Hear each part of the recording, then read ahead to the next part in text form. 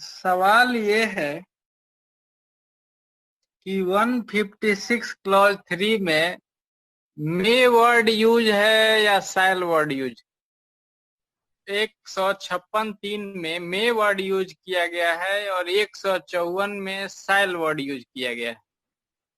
तो 156 क्लॉज 3 में मे word use होने से ये अनुमान लगाया जा सकता है कि क्या मजिस्ट्रेट बाउंड है कि हर एप्लीकेशन को अनुसंधान के लिए और एफआईआर पंजीकृत करने के लिए भेजेगा ही।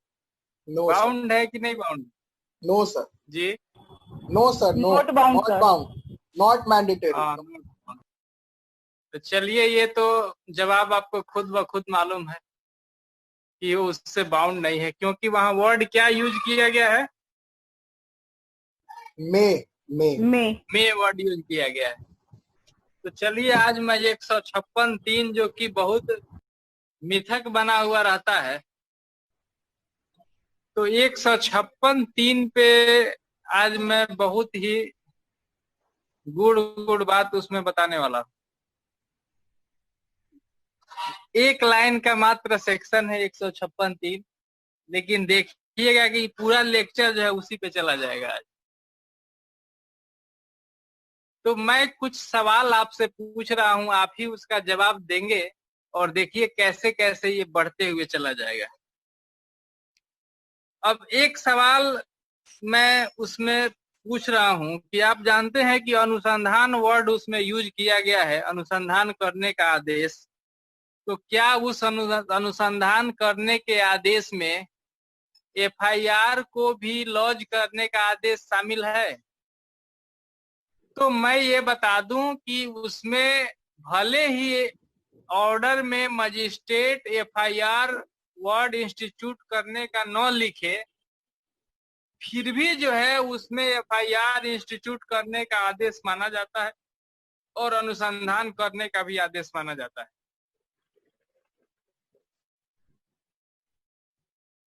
और वो अनुसार एफआईआर पहले लॉन्च करना या एफआईआर प्रथम सूचना रिपोर्ट पंजीकृत करना जो पुलिस अधिकारी हैं उनका वो कर्तव्य हो जाता है। ये बात आप समझे सबसे पहले सब लोग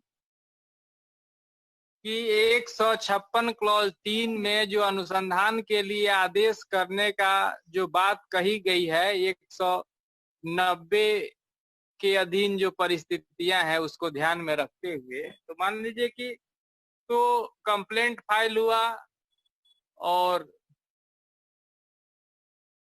उस पे जो है कि गवाही हुई, इंक्वायरी लिया गया और वो आदेश कर दिया गया। तो आदेश जो अनुसंधान का करेगा तो बिना एफआईआर लॉन्च किए हुए अनुसंधान कैसे होगा? पहले एफआईआर लॉन्च होगा तब ना इन्वेस्टिगेशन होगी। क्यों? थाना कांड संख्या दर्ज होगा ना जी। Yes sir. हाँ, तो ये बात आप क्लियर समझ लीजिए। उस आदेश में भले ही एफआईआर लॉन्च करना या प्रथम सूचना रिपोर्ट पंजीकृत करना वर्ड न हो, फिर भी जो है वो पुलिस अधिकारी का कर्तव्य हो जाता है कि वो एफआईआर लॉन्च करे और तब मामले का इन्वेस्टिगेशन करे। पहला वर्ड क्लियर हो गया। ये दूसरा सवाल का जवाब था। पहला सवाल का जवाब आपने दे दिया कि वो मैंडेटरी आदेश नहीं है, वो डिस्क्रिशनरी है, वो बाउंड नहीं है। ऑर्डर पास करने के लिए उस तरह का कर भी सकता है, नहीं भी कर सकता है।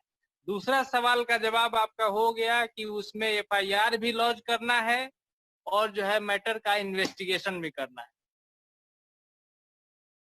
अब तीसरा सवाल ये हो गया कि ये जो 156(3) का जो आदेश है वो कब तक किया जा सकता है?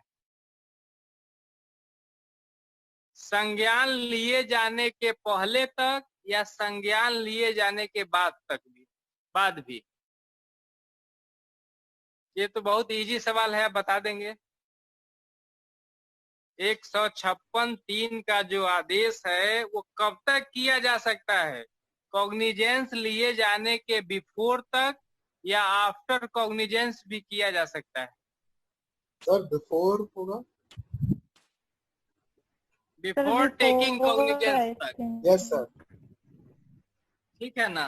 तो आज बता दें कि अभी तक सभी लोग यही जानते हैं और 100 से ज्यादा केस मिलेगा जिसमें ये कहा गया है कि बिफोर टेकिंग कॉग्निजेंस ही ये होता है। लेकिन 2019 में एक केस आई है, बीनू भाई, हरि भाई Malviya and others versus the state of Gujarat and others. नया एक 43 साल पुराना जो ये प्रेसिडेंट जो चल रहा था उसको ओवर रूल्स करके तो 2019 में आदेश आया है कि वो फॉर्मेशन ऑफ चार्ज तक की स्थिति तक किया जा सकता है।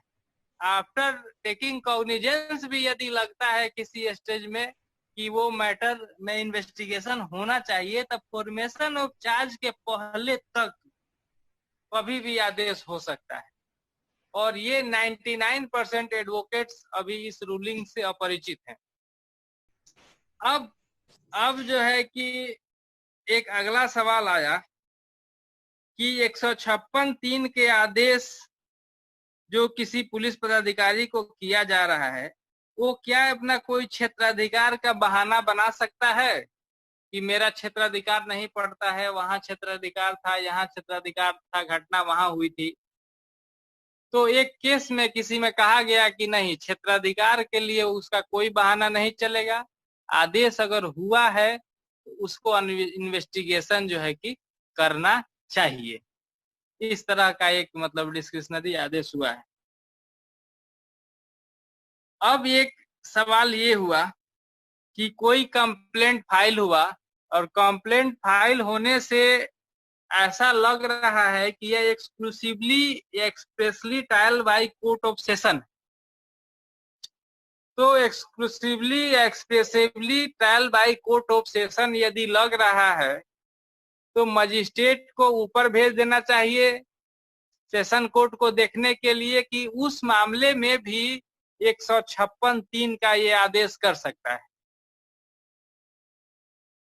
तो ये इसमें सेटल्ड प्रिंसिपल है कि भले ही अगर परिवार पर जो है जो इंक्वायरी होती है 202 में जो परिवादी हैं उनका जब एग्जामिनेशन होता है और भले ही मामला कोई trial by court of session प्रतीत हो रहा है, फिर भी उस मामले में यदि अनुसंधान आवश्यक है और मामला तो कॉग्निजेबल होगा ही, तो मजिस्ट्रेट उसको 156(3) के अंतर्गत FIR लॉन्च करने और मामले का अन्वेषण करने का आदेश कर सकता है।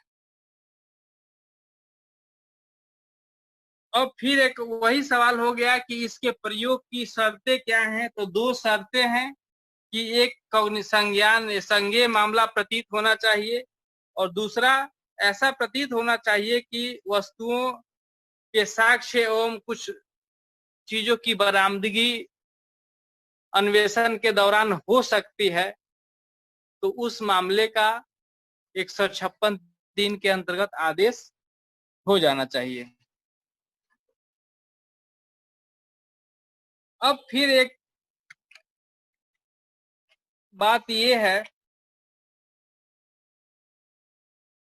कि ये जो 156(3) का आदेश है वो किस प्रकृति का है, इसका आदेश की प्रकृति क्या है और इसके अगेंस्ट क्या रिमेडी है।